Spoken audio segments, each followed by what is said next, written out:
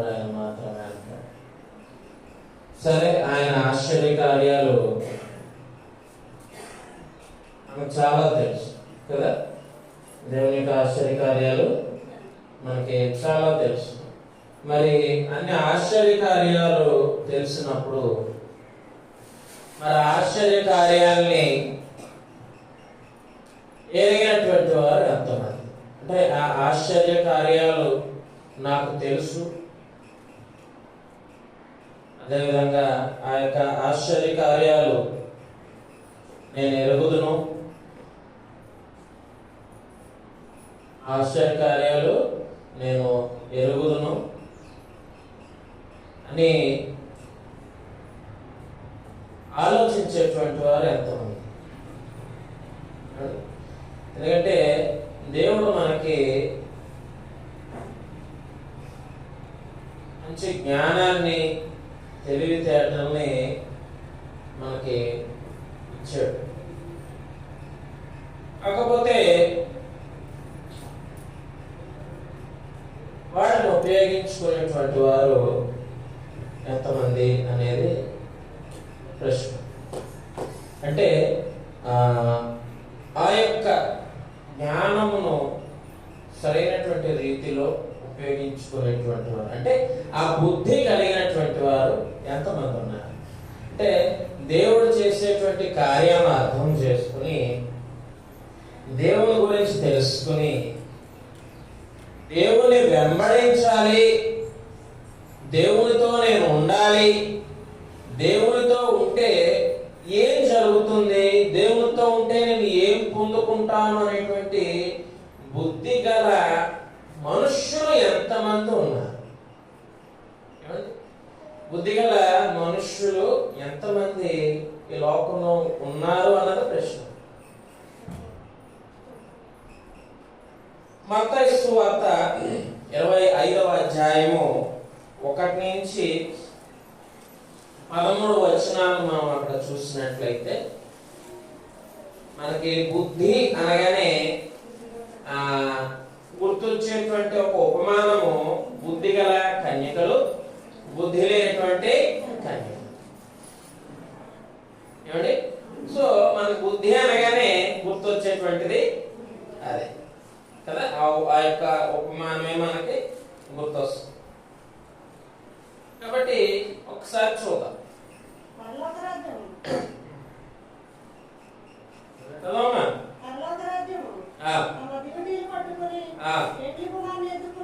పెండ్లి కుమారుని ఎదుర్కొనుటకు బయలుదేరిన 10 మంది కన్యకలను పోలి ఉన్నది. చూడండి, పరలోక రాజ్యము తమ దివిటీలు పట్టుకొని పెండ్లి కుమారుని ఎదుర్కొనుటకు బయలుదేరిన 10 మంది కన్యకలను పోలి ఉంది. వీరిలో 5 బుద్ధి లేని వారు, 5 బుద్ధి గలవారు. చూసారా, ఇక్కడ 2 గ్రూపులు ఉన్నాయి. ఏమండి? ఇక్కడ 2 గ్రూపులు ఉన్నాయి. నేను ఎప్పుడు చెప్తాను కదా, అందరూ మంచివారు అందరూ లేరు, అలాగని చెడ్డవారిలో అందరూ లేరు. మంచివారు కొంతమంది ఉన్నారు, చెడ్డవారు చెడ్డవారు అంటే చెడును ఆశ్రయించేటువంటి వారు. ఏమండి? చెడును ఆశ్రయించేటువంటి వారు అంటే బుద్ధి లేనిటువంటి వారు, బుద్ధి ఉన్నటువంటి వారు, బుద్ధి లేనటువంటి వారు. 2 వర్గాలుగా అక్కడ మనం చూస్తున్నాం. అక్కడ చూసినట్లయితే మొత్తం అంతా చదవక్కర్లేదు, కానీ ఇక్కడ దేవుడు అంటే ఆ యొక్క పెండ్లి కుమారుడు ఎవరిని అంగీకరించాడు అంటే గనుక ఆ 5 ఎవరు 5 అంటే బుద్ధి గల కన్యకలు ఎవరితో వెళ్ళారు అండి అంటే ఆ పెండ్లి కుమారుడితో వెళ్ళిపోయారు వారు. ఆ బుద్ధి గల 5 కన్యకలు పెండ్లి కుమారుడితో వెళ్ళిపోయారు. అంటే ఒక గ్రూప్ వెళ్ళిపోయింది. మరి రెండో గ్రూప్ ఏం చేస్తుంది అంటే వాళ్ళు ఏం చేశారు అంటే సిద్ధపాటు లేరు.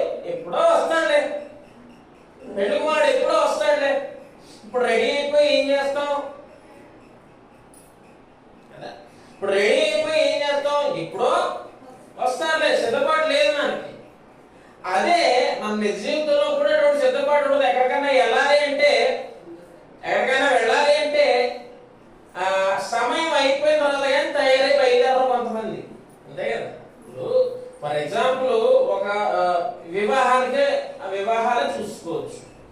చాలా వివాహాలు చూస్తాం కదా మనం.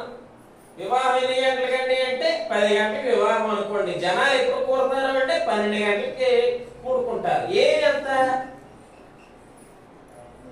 అదే మన సొంత ఇంట్లో అయితే కదా.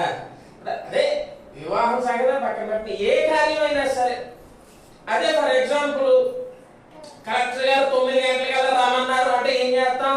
7 గంటలకు వెళ్ళిపోయి కలెక్టర్ ఆఫీస్లో కూర్చుంటాం. అవునా? అంటే మన సొంత పనికి నిర్లక్ష్యం ఉండదు. అదే పక్క వారి పనికి, ఎదుటి వారి పనికి మాత్రము నిర్లక్ష్యం వస్తుంది. దేవుని పనికి ఇంకా నిర్లక్ష్యం వస్తుంది కదా. దేవుని పనికి ఇంకా నిర్లక్ష్యం వచ్చేస్తుంది. ఎన్ని గంటలకు రావాలి అంటే వాక్యం మొదలైన తర్వాత రావాలి కదా. ఏమన్నా అంతేనా?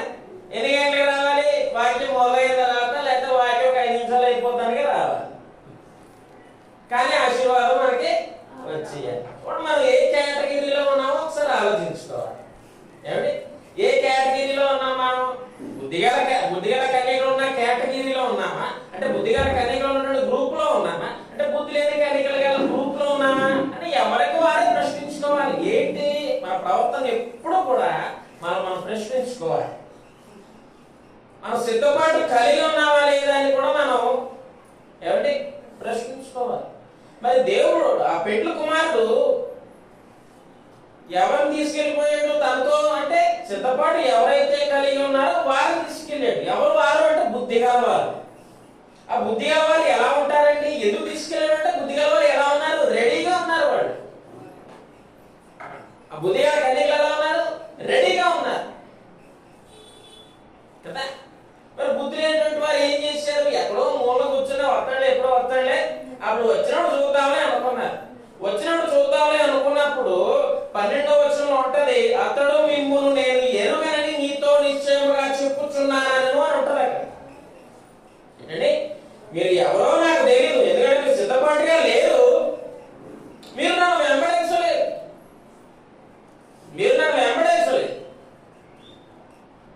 నాతో వచ్చినటువంటి వారు ఎవరు అంటే సిద్ధంగా ఉన్నటువంటి వారు మాత్రమే నాతో తీసుకెళ్ళిపోతాను.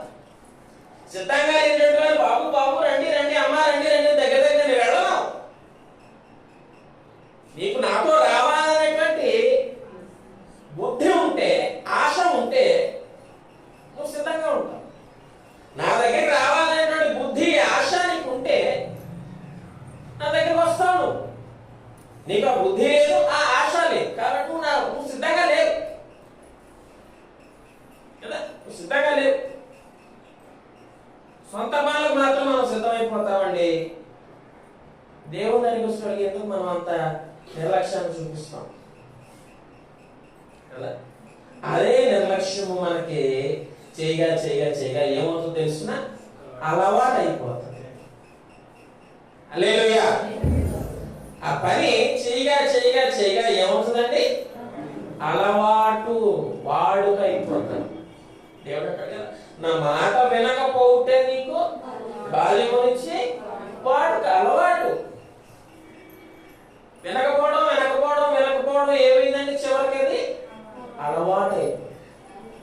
నువ్వు సిద్ధపాటుగా లేకపోవడం, బుద్ధి లేకుండా ఉండడం అలవాటు అయిపోయింది. ఏమండి? అలవాటు అయిపోయింది. దేని చూసుకుని నువ్వు సిద్ధపాటు లేకుండా ఉంటున్నావు? ఈ కేటగిరీలు, రెండు గ్రూపులుగా ఉన్నటువంటి వారు వేటిని చూసుకుని సిద్ధపాటు కలిగి ఉన్నారు, వేటిని చూసుకుని సిద్ధపాటు లేదు అంటే గనకన సిద్ధపాటు లేనటువంటి ఆ గ్రూప్, రెండో గ్రూప్ ఏదైతే ఉందో వాడు దేనిని చూసుకుని వాడు సిద్ధపాటు లేకుండా ఉంటున్నారో తెలుసునా? అదే దేవుడు ఎప్పుడు వస్తాడు? ఎప్పుడో వస్తాడే, చూద్దామే. అంత నిర్లక్ష్యంగా ఎందుకు దేని చూసుకున్న వాళ్ళు ఉంటున్నారో తెలుసునా? లోకమును చూసి. ఏంటండి? లోకమును చూచి. ప్రకటన గ్రంథం 18వ అధ్యాయము, ప్రకటన గ్రంథము 18వ అధ్యాయము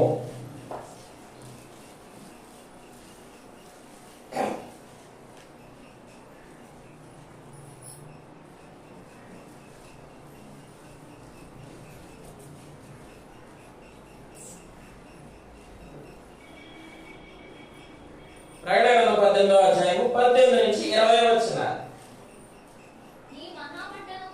ఈ మహాపట్టణముతో సమానమైనది ఏది అని చెప్పుకొనొచ్చు కేకలు వేసి తమ తలల మీద దుమ్ము పోసుకొని ఏడ్చుచు దుఃఖించుచు అయ్యో అయ్యో ఆ మహాపట్టణము అందులో సముద్రము మీద ఓడలు గలవారందరూ దాని అందరి అధిక వ్యయము చేత ధనవంతులైరి, అది ఒక్క గడియలో పడిపోయి అని చెప్పుకొనొచ్చు కేకలు వేయుచుండిరి.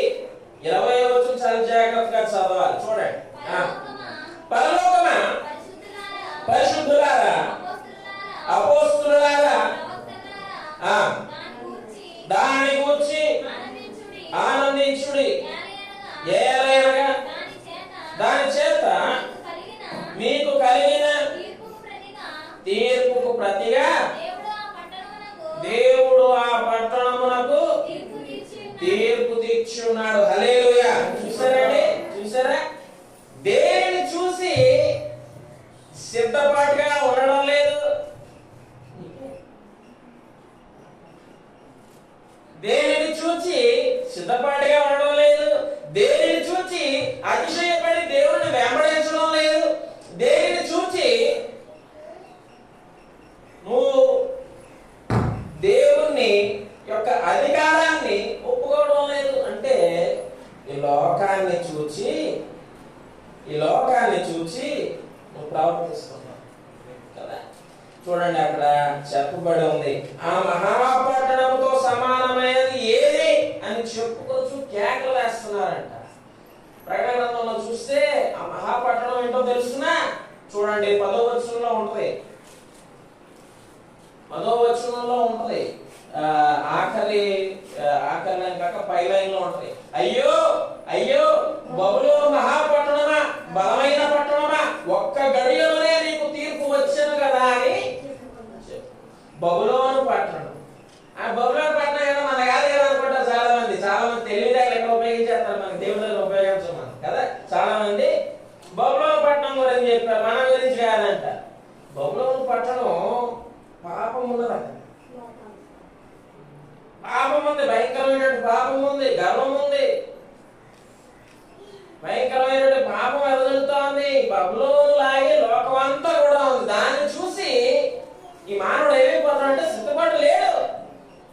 దేవుడు వచ్చేస్తాడంటే భయం లేదు, దేవుడు వస్తాడు తీర్పిస్తాడంటే భయం లేదు. దాన్ని చూసి నువ్వు విరవగిపోతున్నావు, దాన్ని చూసి నువ్వు సిద్ధపాటు కలగలేకుండా, బుద్ధి లేకుండా తయారైపోతున్నాడు మానవుడు ఈ రోజు.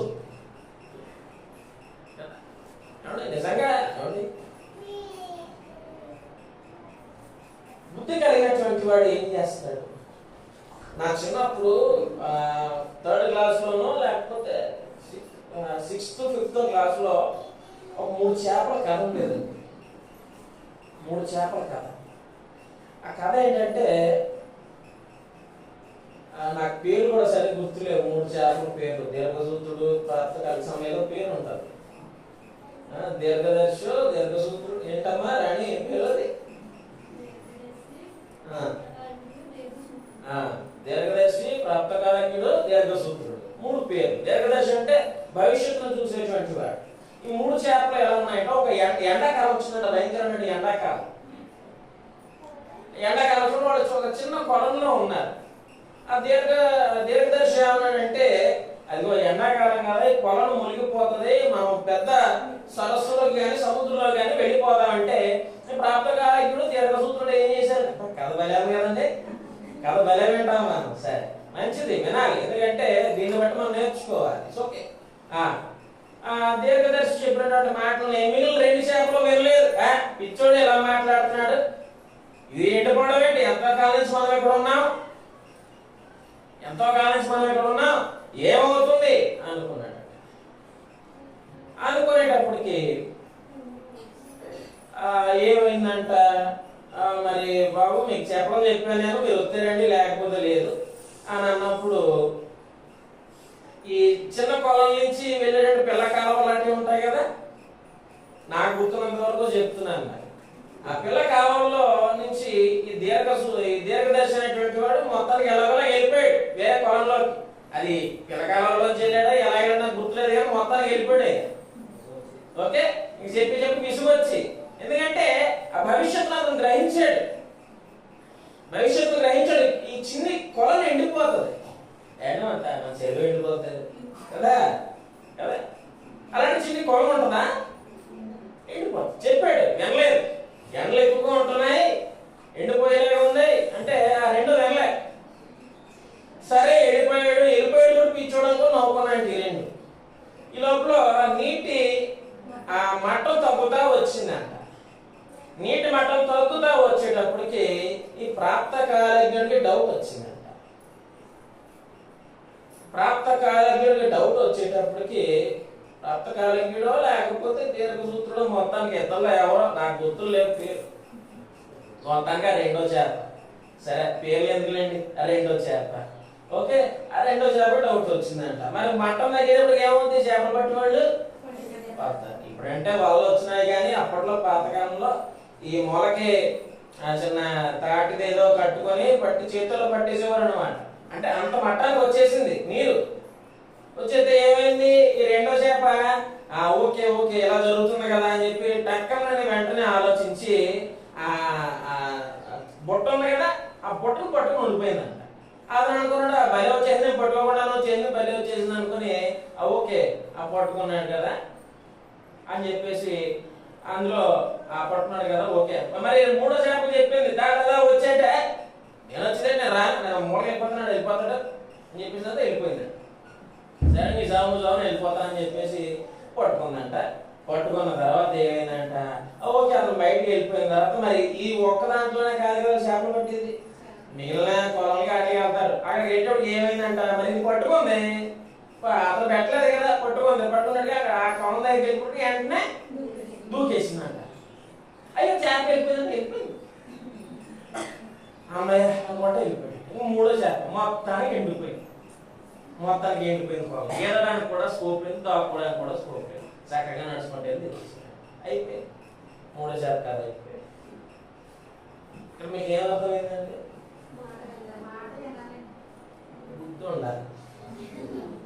బుద్ధి ఉండాలండి. మంచి చెప్పినప్పుడు దాన్ని విని అంగీకరించే బుద్ధి ఉండాలి. మనిషికి ఈరోజు అది లేక పాపంలో కొట్టుమిట్టాడుతున్నాడు.